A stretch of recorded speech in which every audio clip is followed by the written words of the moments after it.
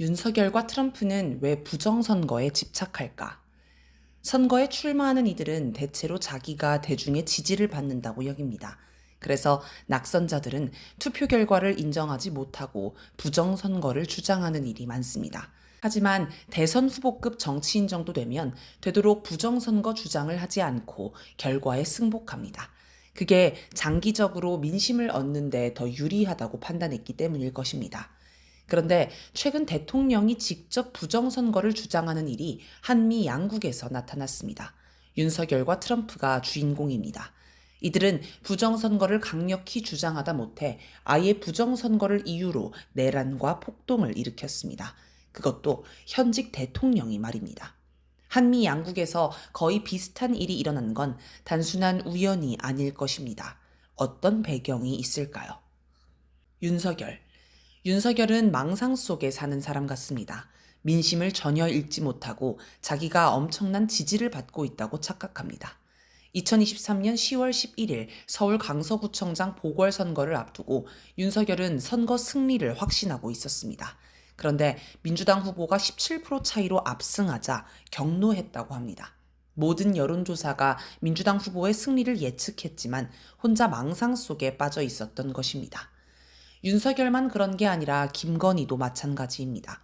이번에 명태균이 폭로한 녹취록을 보면 아주 가관입니다. 지난해 총선을 앞두고 명태균이 이 추세로 가면 110석을 넘지 못합니다. 라고 하자 김건희가 아니에요 선생님. 보수정권 역사 이래 최다석을 얻을 거라 했어요. 라고 반박합니다. 이철규, 윤한홍 의원이 그렇게 말했다라는 겁니다. 그러니 윤건희와 그 측근들은 역대 최악의 참패를 두고 역대 최대 승리를 할 거라는 망상을 한 셈입니다. 이들은 민심을 파악도 못하고 이해도 못합니다. 자기 마음에 드는 언론만 보고 조작된 여론조사 결과만 받아보니 생긴 현상입니다. 편파, 왜곡 보도와 가짜뉴스 범벅인 언론은 말할 것도 없고 요즘은 주류 업체가 진행하는 여론조사도 그다지 믿을 만한 게 못 됩니다. 그렇게 민심과 괴리된 채 정치를 합니다. 요즘 민심은 주류 언론과 다르게 움직입니다. 과거에는 주류 언론에서 정보를 얻었기 때문에 민심이 언론에 크게 좌우되었습니다. 하지만 지금은 언론에 기대지 않고 스스로 정보를 구하고 그에 기초해 판단합니다.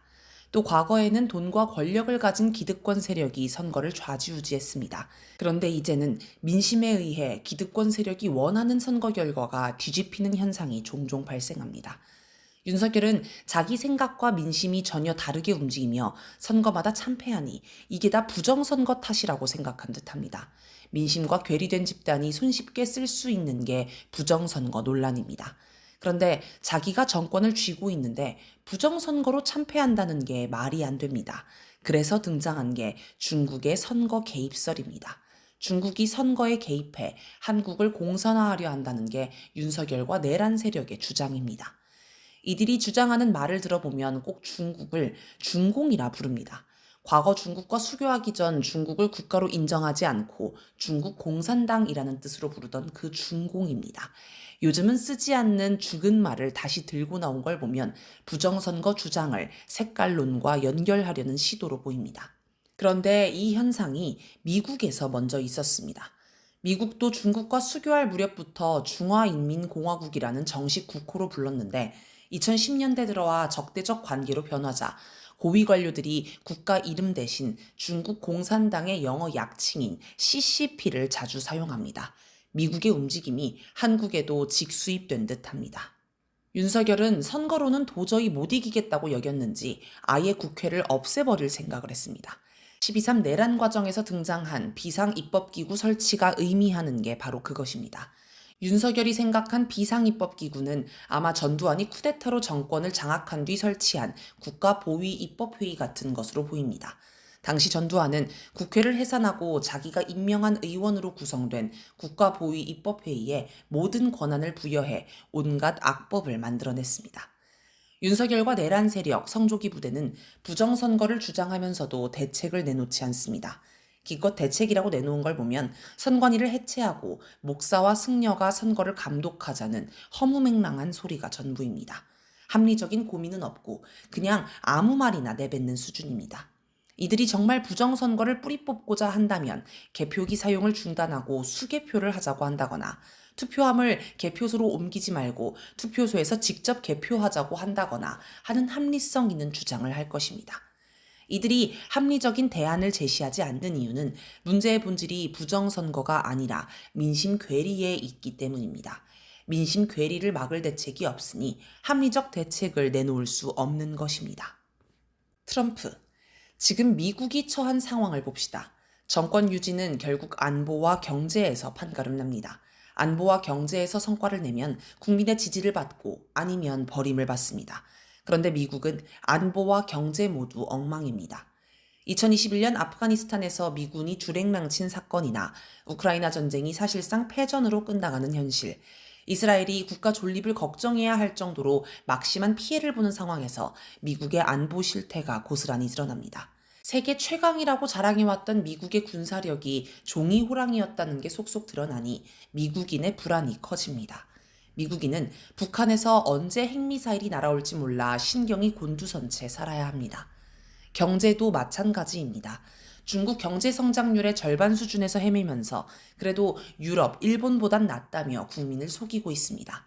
대러 제재도 실패했고 중국 고립봉쇄 정책도 실패했습니다. 달러 중심 경제를 대체하겠다며 등장한 브릭스의 성장이 무섭습니다. 미국 눈치를 보던 나라들에서는 친중으로 살 길 찾자는 분위기가 거셉니다.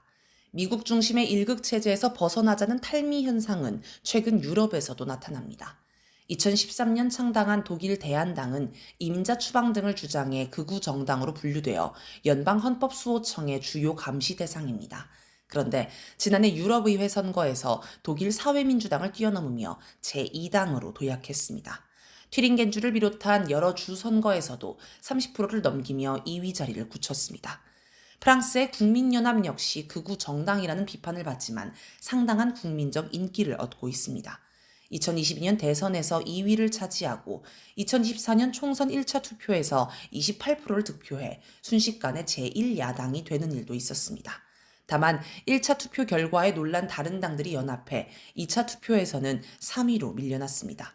국민연합은 2024년 유럽의회 선거에서도 30% 넘는 득표로 1위를 했습니다. 루마니아에서는 지난해 11월 24일 치른 대선에서 이변이 발생해 눈길을 끌었습니다. 인지도가 낮았던 무소속 컬린 제오르제스크 후보가 1위를 차지한 것입니다. 그는 극우 성향이자 친러시아 성향으로 분류된 인물입니다. 선거 결과를 받아들이지 못한 다른 후보들의 항의로 헌법재판소는 선거를 무효로 결정하고 오는 3월 23일 재선거를 하기로 했습니다. 이처럼 유럽 곳곳에서 극우 성향으로 분류되는 정당, 인물이 국민의 지지를 받아 약진하는 모습이 나타납니다. 그런데 이들은 대체로 칠러 성향을 띱니다. 이들은 대러 제재로 유럽의 경제 손실이 크다고 여기며 러시아와 관계를 개선하자고 주장합니다. 실제 유럽은 대러 제재 이후 심각한 경제난을 겪고 있습니다. 그래서 유럽 국민들이 친미 일변도에서 벗어나 국익을 따지는 칠러 성향의 정당, 정치인을 지지합니다. 과거에는 미국 일극 체제에 편승한 세력이 우세했다면 지금은 이를 거부하고 공존, 공리, 공영을 지향하는 세력이 우세합니다. 미국은 중국도 고립 봉쇄하고 싶지만 대부분의 나라는 중국과 계속 교류를 하려고 합니다. 그게 국익에 도움이 되기 때문입니다. 미국은 이런 탈미 현상에 매우 수세적으로 대처합니다. 대표적인 게 중국의 최신 인공지능 딥시크를 대하는 미국의 태도입니다. 미국이 여유가 있으면 기술 개발을 해서 딥시크를 능가하는 가성비의 인공지능을 개발하면 됩니다. 그런데 미국은 보안을 이유로 딥시크를 차단해버렸습니다. 아예 하원이 딥시크를 차단하는 법을 제정하겠다고 나서기도 했습니다. 뭔가 불안하고 자신감이 없는 모습입니다. 미국은 자신이 처한 이런 현실을 인정하고 받아들여야 하는데 이걸 거부하고 일극체제를 유지하려 합니다. 미국은 소련 해체를 두고 자신들이 최후의 승리를 했다며 역사는 끝났다라고 선언했지만 역전이 됐습니다. 체제 경쟁이 다시 시작됐습니다. 현실에서 밀리니 두렵고 초조해 중국을 중국 공산당이라 부르는 지경에 이르렀습니다. 점잖은 외교 용어를 쓰며 잘난 체 하던 미국이 아닙니다. 또 현실을 인정하지 않으니 부정선거 같은 현실 도피에 빠지는 것입니다.